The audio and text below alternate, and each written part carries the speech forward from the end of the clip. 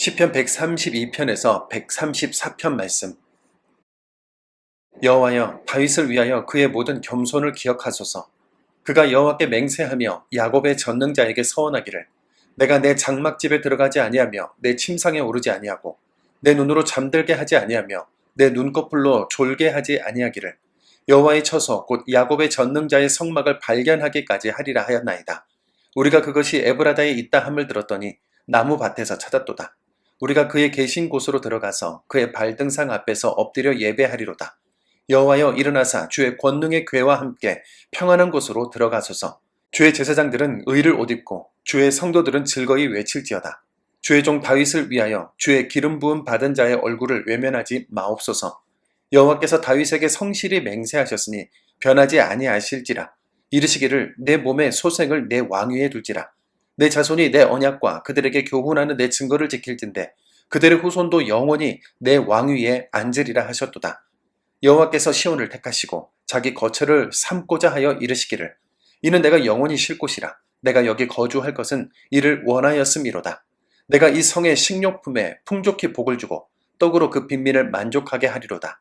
내가 그 제사장들에게 구원을 옷 입히리니 그 성도들은 즐거이 외치리로다. 내가 거기서 다윗에게 뿔이 나게 할 것이라. 내가 내 기름 부음 받은 자를 위하여 등을 준비하였도다. 내가 그의 원수에게는 수치를 옷 입히고 그에게는 왕관이 빛나게 하리라 하셨도다. 보라, 형제가 연합하여 동거함이 어찌 그리 선하고 아름다운고, 머리에 있는 보배로운 기름이 수염 곧 아론의 수염에 흘러서 그의 옷깃까지 내림 같고, 헐몬의 이슬이 시온의 산들에 내림 같도다. 거기서 여호와께서 복을 명령하셨나니 곧 영생이로다. 보라, 밤에 여호와의 성전에 서 있는 여호와의 모든 종들아, 여호와를 송축하라. 성소를 향하여 너희 손을 들고 여호와를 송축하라. 천지를 지으신 여호와께서 시온에서 내게 복을 주실지어다. 아멘. 시편 132편은 다윗의 인생을 통해 한 사람의 거룩한 열정이 후대에 어떤 영향을 미칠 수 있는지를 보여줍니다. 다윗은 왕으로서 화려한 궁궐에 살면서도 하나님의 언약궤가 장막에 있는 것을 견디지 못했는데요. 그래서 그는 하나님께 성전을 짓겠다고 서원했죠. 하나님께서는 다윗이 전쟁에서 피를 많이 흘렸기 때문에 성전 짓는 것을 허락하지 않으셨지만 다윗은 포기하지 않았습니다. 그는 성전을 위한 재료를 모으고 설계도를 준비하였으며 제사장과 레위인들의 역할을 정비함으로 후대 솔로몬이 성전을 세우는 것은 물론 예배를 시작할 때에도 큰 어려움이 없도록 길을 닦았죠. 바로 이것이 다윗의 거룩한 근심이었습니다. 다윗이 성전 짓는 일 외에 크게 신경 쓸 일이 없는 한가한 왕이어서 그랬을까요? 한 나라를 책임지고 이끄는 일, 언제든 전쟁이 일어날 수 있던 시대에 나라를 방비하고 지켜내는 일은 어렵고 힘든 일이었을 겁니다.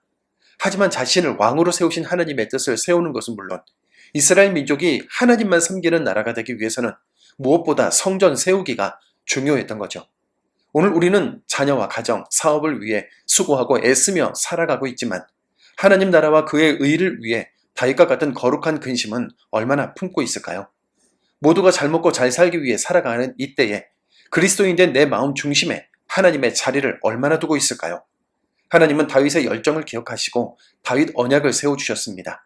그의 후손으로 오실 예수 그리스도를 통해 영원한 나라를 세우신 것이죠.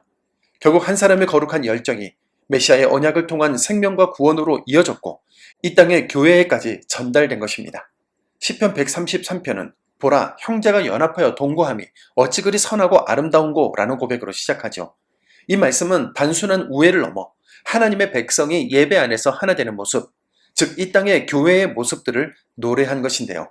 다윗은 아론의 머리에 부은 기름이 수염을 타고 옷깃까지 흘러내리는 장면과 또 홀몬의 이슬이 시온의 산들에 내리는 모습을 통해 하나님의 제사장으로서 부름받은 감격과 예루살렘에 모여 함께 예배하는 이들에게 부어주시는 은혜를 상상한 것입니다.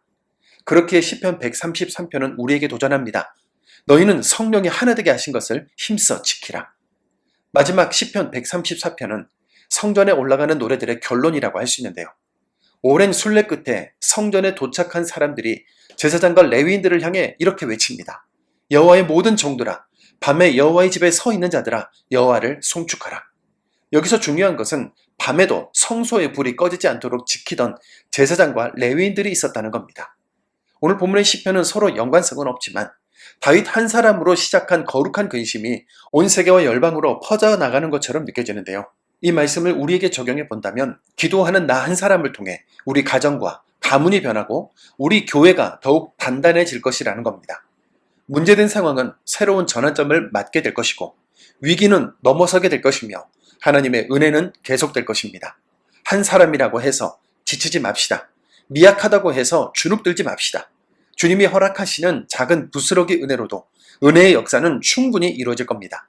오늘도 기도의 불을 밝히고 교회됨의 불을 밝히는 왕 같은 제사장들을 응원합니다. 거룩하신 하나님, 오늘 말씀을 통해 다윗의 거룩한 열정이 어떻게 확장되고 전파되는지 알게 해주셔서 감사합니다. 우리의 인생이 세상 걱정이 아니라 하나님의 나라를 향한 근심으로 채워지고 싶습니다. 주님, 형제가 연합하여 동거할 때의 아름다움을 가정과 교회 안에서 이루게 하시고 성령 안에서 하나됨을 힘써 지키게 하옵소서. 또한 보이지 않는 자리에서도 성실히 그리스도인다운 마음과 자세를 허락해 주시옵소서. 우리의 예배가 곧 복이 되게 하시고 우리의 삶이 후대에까지 신앙의 본이 되는 삶으로 삼아 주옵소서. 예수님의 이름으로 기도드립니다. 아멘.